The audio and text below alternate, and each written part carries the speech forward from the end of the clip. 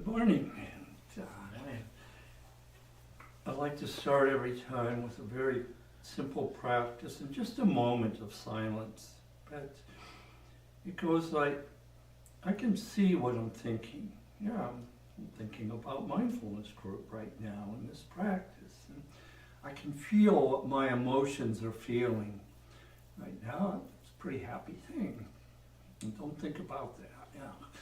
And I can see what my body's sensing. Who am I that can see what my brain and emotions and body is doing? And immediately you'll see the brain wants to go think about that. And mindfulness is not that. Tolle said, the Tao is not what has been said about the Tao. So it's just a brief period to just muse. Who am I and what is that I can see my inner self? We'll give it a moment and just explore.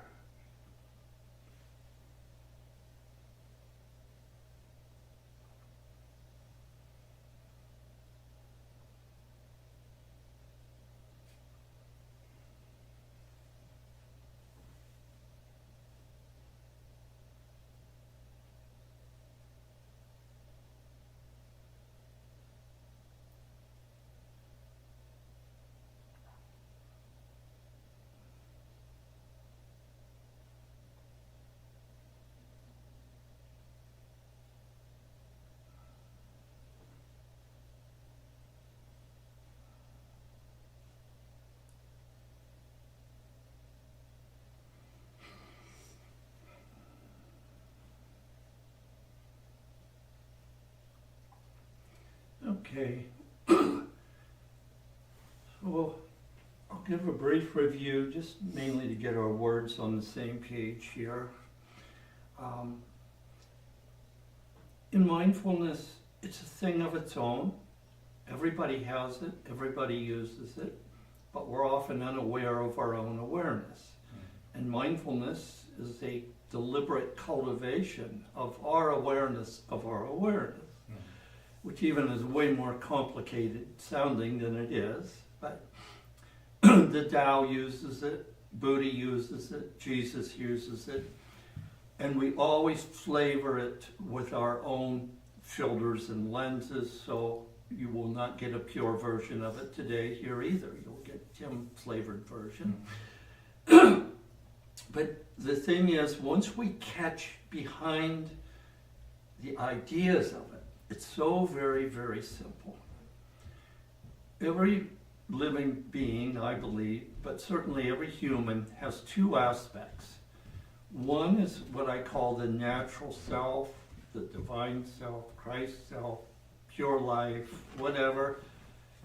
And that flows into this form, which I call the animal self. The form has a brain, emotions, and body sensations and urges. Mindfulness is about learning who I am as the pure life, which observes and operates the animal, versus what I have grown up thinking that I am the animal and it dictates how I must experience life. Reactive to the world, reactive to myself. So mindfulness itself is a very tiny practice. I could be in that place of peace and observation. Okay. I want to be there. Oh, I'm not sure. I like being pissed off about this. No, I want to be. No. Second step is that little argument we go through. Do I want to go back to that place of peace and observation? The third step is, yes, I do, and I make a deeper choice. And I finish that with a tiny fourth step, help me get there. My own awareness will actually help transform my animal self to bring it back in alignment with the natural self. And that's what mindfulness is. And that reduces to just You can do all that in a split second, but it always seems to require those 4 phases, because you'll notice it when you have more difficulty. If you're really pissed about something or grieving, or even if you're in some kind of crap like self-shame or whatever, and it's like, oh, I'd rather just be at peace. Oh no, you're a horrible human being. And it's like, all right. But if we can identify that tiny practice as our own key, it's going to set us free in all kinds of stuff that goes on in our mind and things that arises in the world that we have to deal with. So I will try to keep pointing back to that key. It's very boring to our human animal. It's like, oh, I want grand ideas. I want theories of the cosmos. I want the salvation of God, and all these complex ideas, instead of just, oh, there's a place in me that can observe this in peace. I want to be there. Yeah, help me get there. And if we just do that, say 1,000 times a day, our life gets better. In mindfulness, there's no goal. It's simply my decision. I'd rather be more at peace and deal with my life more effectively, whatever I'm doing. And that is very contrary to everything we've been programmed with, plus the basic nature of the animal self, which is about survival. So it's always in suspicion and fear. Is that going to be a threat? It's always scanning with suspicion. It's full of judgments, which means it's past learning. Well, the last time I saw someone that looked like her, you know what they did. All that comes up automatically. And mindfulness is learning to just see it. Not even deal with it a lot of times. Just see it and say, oh, is that so? Maybe not. Oh, maybe so. Whatever. It's that very fine line of observation. Now it turns out, from my own experience and a few hundred other teachers for a few thousand years, that this natural self has some unique characteristics. It's always in peace, like, okay, there's a truck coming on my side of the road, it's going to be interesting. No matter what, it is at peace. It's just enjoying the experience I've been given. It tends to see in beauty, people, things, puppies, kittens, flowers, floors. It just sees this, like, life is amazing. And it has one other key characteristic that I teach as an identifier. It wishes well equally for everyone in the experience, me included. That is totally contrary to the animal self, which wants to take care of me first, then those I decided to love, and to hell with the rest of them. I'll get what I can from them. So that is a very key characteristic. When we're in that natural self, here I am enjoying this moment, and glad you're all here, and I hope you're enjoying it too. And it's that nature, which I believe is the love of Christ, when he says, love your neighbor as yourself. You know, I think his teachings are so much deeper than what we've often been told in church they are. But from what I have touched in this quiet space, it's like, oh yeah, when I'm in that space solid, I do love everybody.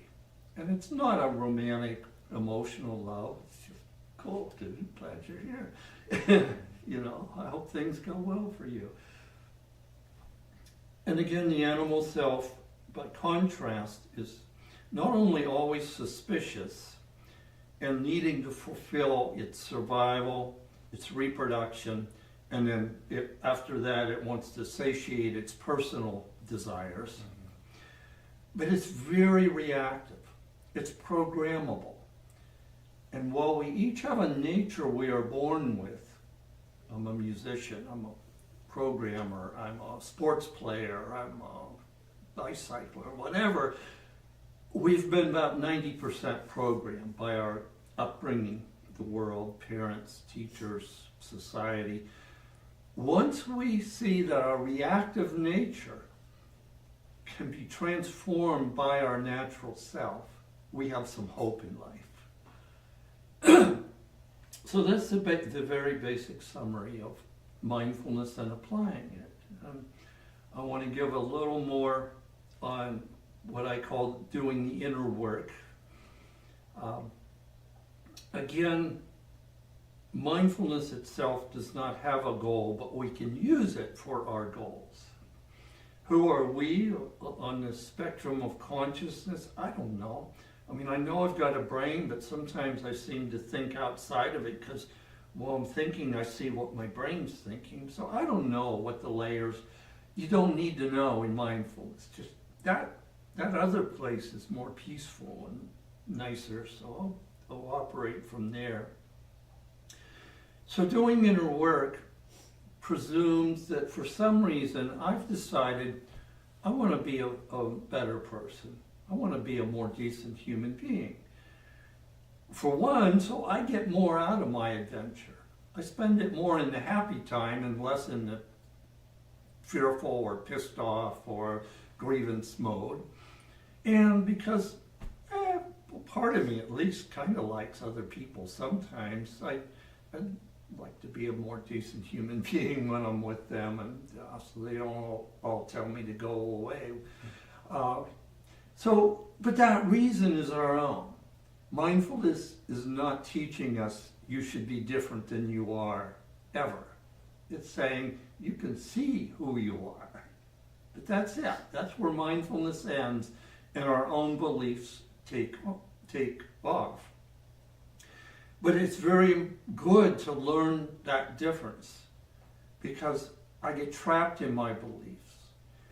As I said, we've been programmed. We literally cannot comprehend how deep that programming is. And we go on, and then at 70 years old, you look and you say, shit, I've been running that program. That's a program. And I just assumed that's how life was and how I am. Oh, I can let that change. Awareness will bring them up, but we can't go looking for them and find them.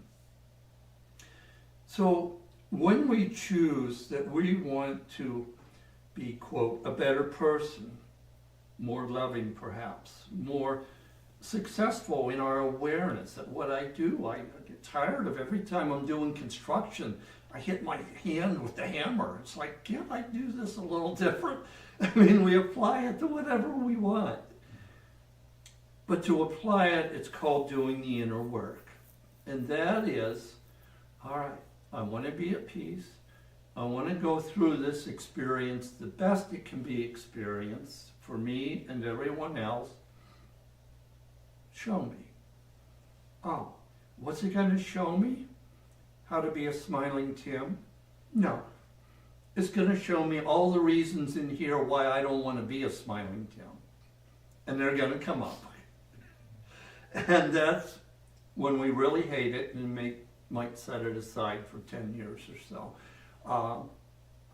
So inner work is very simple with mindfulness. Psychology touches on it in many places, but it's often way more complicated than it needs to be. Certainly parental advice touches on it, but it's often way more complicated. Mindfulness will always come back to very simple. So here I am. I want to be pissed about that. That person really irritates me. All right.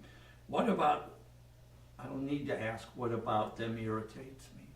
Why do I want to be pissed, period? Same with all other feelings that come up, even fear. The fear is part of the animal deep construct in the DNA, but it still can be transformed by mindfulness. So all I'm saying is there's no exceptions to what we can apply this to. As soon as I make an exception, I can be sure there's something about this reactive package that I like. I'm going to keep it. I'm justifying its existence. Oh, does it make me happy and peaceful and glad to be alive? No, but I like being pissed off. I like worrying about this. Again, mindfulness is about catching that edge. Just, all right, I see how I'm feeling. I see what I want to think about it. Do I want to continue that way? And there's the truth that will set us free. The truth is my own self-awareness and my own self-choice. So I decide I want to be more peaceful. Feels better. I want to be happier. For some strange reason, it's happier being happy than being miserable. But it took me a while to learn that. Okay. Let me just be here, peaceful, loving, kind. Yeah. Okay. There's the inner work. Why do I want to do that? And I ask myself that question just to the brain. Why? And then if I leave my mind open, my own awareness will begin to transform it.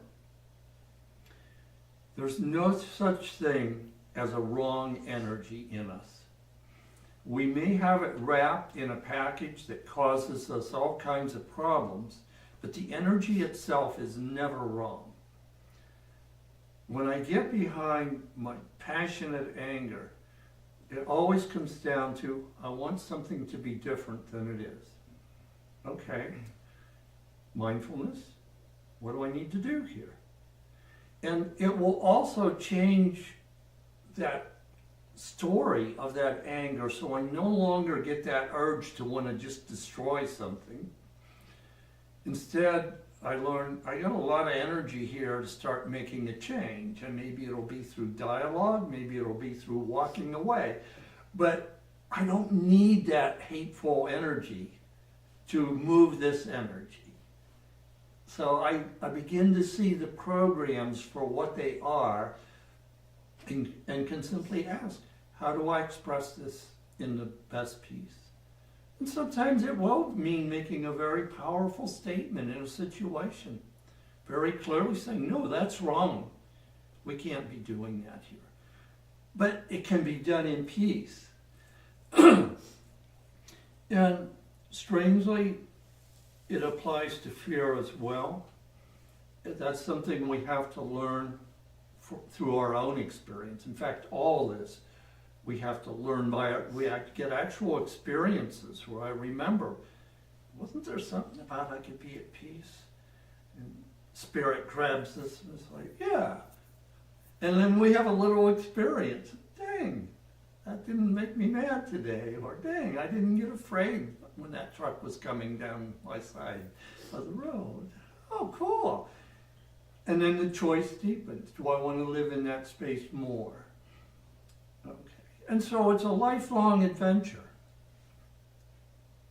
For me, anyway, at 70, the adventure's still going on, still stuff coming up, still transforming.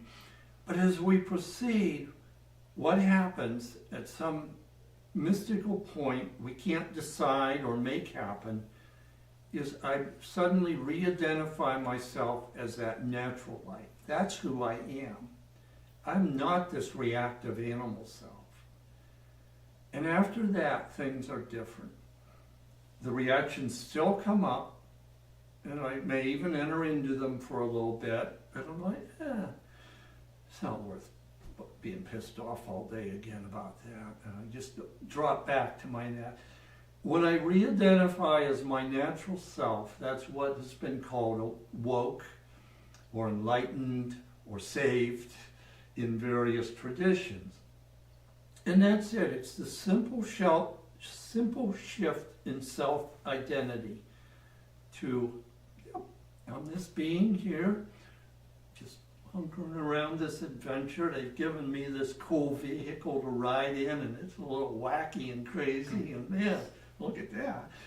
But here I am having this cool adventure. And then the majority of my time is spent in the cool adventure mode and not in the battling myself or battling the world mode. So that's it, my general summary. And any thoughts on that before I turn off publicly? I'm done.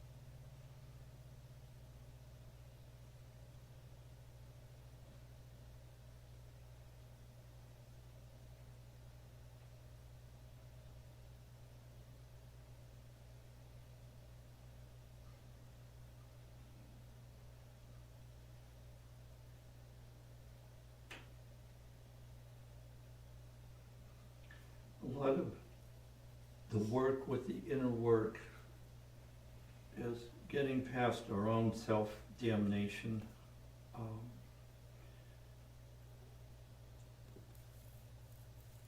Our animal self will never be as observant and loving as our true nature. And yet, our true nature and yet are intermingled all the time, whether we're aware of them or not. And it's curious that the animal self actually uses the vague knowledge that I could be better to shame myself because I'm only operating as the animal self. And I would say one of the most important keys to help ourselves do inner work is to learn to recognize that self-shaming and say, no, the animal part of me can't know better. It's okay. It didn't know better. And however it was programmed by genetics or circumstance, I forgive it. That's where forgiveness comes in. And then to just be able to say to it, I talk to it as like a child or a puppy. It's like, it's okay. I know you feel ashamed, but we're not ashamed. We just see what we've been doing, and I think we're going to try to do it differently now. But it's really helpful if you can catch that feeling of unworthiness. For some people, I still get that come up. It's like, well, all you do is sit in prayer all day. You don't do anything useful anymore. You know, I mean, whatever, you learn to hear those voices, but catch them and just say, yeah, I know it feels that way, but that's not the truth. I don't have to prove anything to the world. I don't have to be anything in particular. I just need to be me and offer it to the world.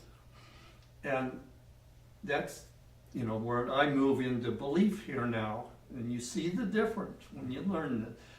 I believe there's a divine flow in this creation and it all works together. So if there's a part of me that wants to get pissed all the time and I'm not willing to look at it, the universe will kindly send me so many jerks to piss me off. And they will keep getting right in my face.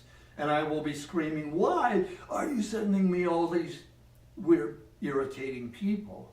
Until one day I look and say, wait, what am I doing? And then they all disappear or they change and quit doing it. I was like, whoa. So for me, I believe the whole universe, whatever we call it, for me, the Christ, the Holy Spirit, the divine source, are working with us all to wake up collectively. And there's always this interaction with all of creation. But to me, that's a very heartening belief. I float in it. It's like, okay. So here I am with my stuff, and here's creation showing me something to let me see my stuff so I can get happier, so I can become more peaceful, more full in my experience of life. I've come that you may have life and have it abundantly. I love that. So, watch for the element of unworthiness or self-shame because they block the progress. I can feel it, it's horrible, yes. I just wish this whole experience was done. I'm tired of me. Okay, that's how I feel today. Oh, just pointing it out to myself like relieves 90% of its crunchy, dark energy that gets me. So just off. I will take us offline now and we'll play some more then. See ya.